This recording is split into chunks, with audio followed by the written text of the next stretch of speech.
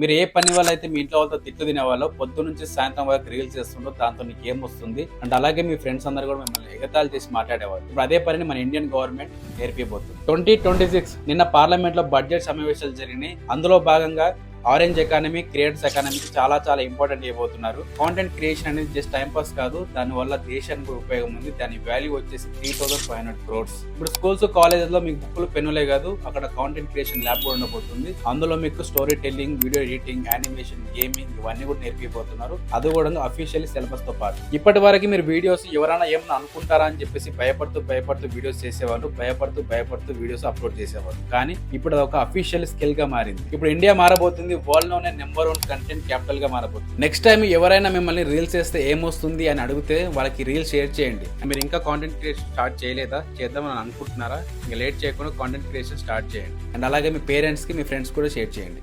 Thank you.